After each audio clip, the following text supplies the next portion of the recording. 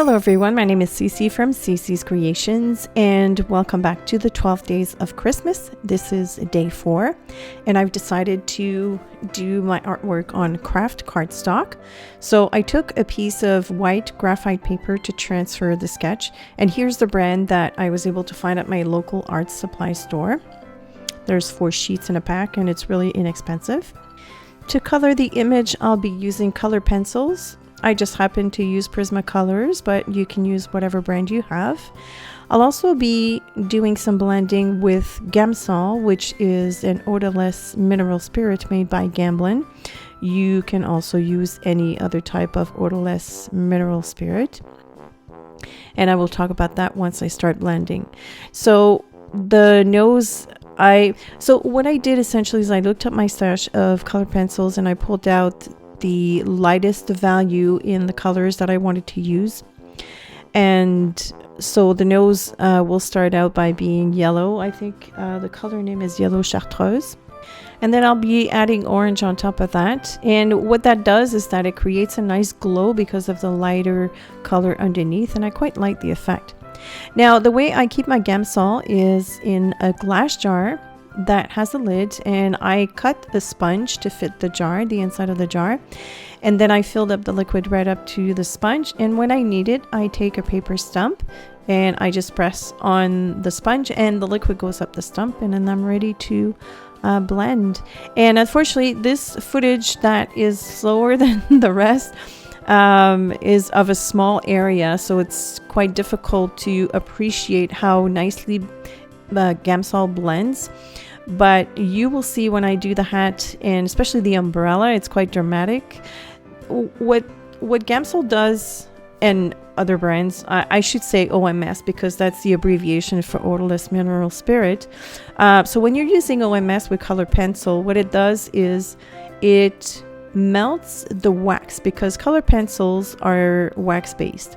So what it does is it melts the wax and it distributes the color evenly. So when you color and you have textured paper, I mean, unless you're using a super smooth paper, you will have lumps and bumps. And so when you color very lightly, there are areas where there's no color. So what the OMS does is that it distributes it evenly and fills up all those little gaps that you have. So that's why it looks so smooth when you use OMS. So I'll be putting myself in fast forward mode because it's kind of like repetitive. This is, you know, I use the same method throughout the whole image, and I'll be back when I have some tips to share with you.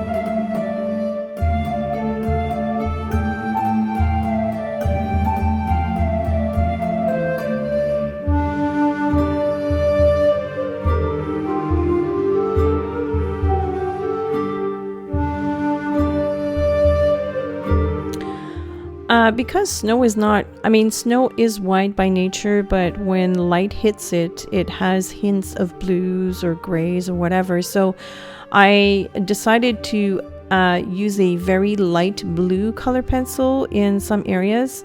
And I don't know, I didn't see a reason for it because it wasn't noticeable enough. Oh, and yes, I'm covering my boo-boo. I don't know if you've picked that up, but the right arm, I made a mistake when I colored it. And so I decided to use the OMS to just distribute the color because I knew I was going to cover it up with white.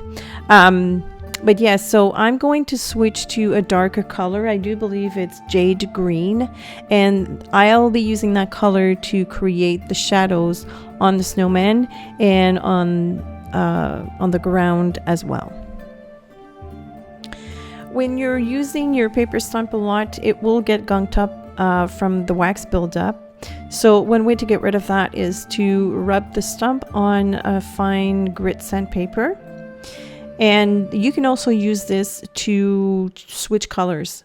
I happen to have a lot of paper stumps, so if I'm doing work like this that uses many different colors, I usually use one paper stump per group of colors, so one for reds and one for greens, one for whites, because they're really inexpensive. They're made of paper, so you can buy them in packs.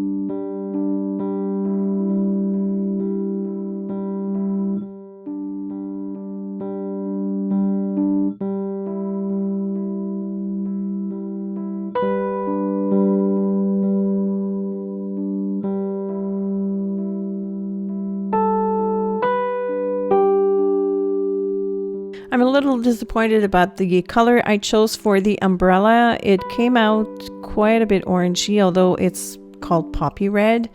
And on video, it looks even more orange, but in reality, it's kind of like a light red. But, you know, I have to live with it. It's okay.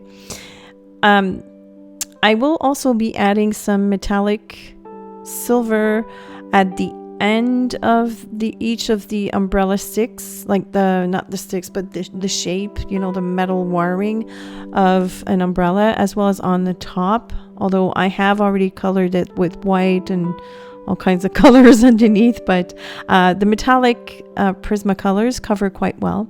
So I'll be using silver on the umbrella, and then I'll also be coloring the star on the tree with gold.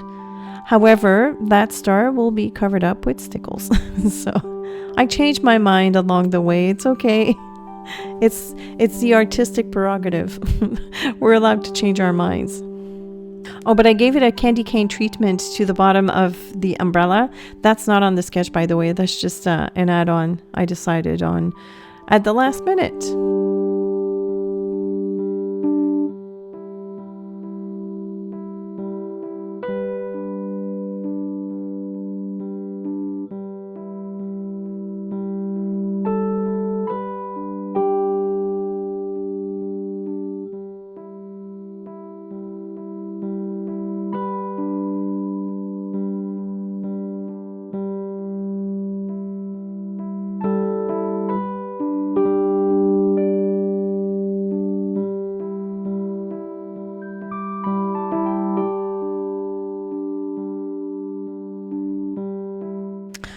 For the ground, I decided to color very lightly and leave the pencil marks in just to create more texture, because snow is quite textured actually, so I will not blend this.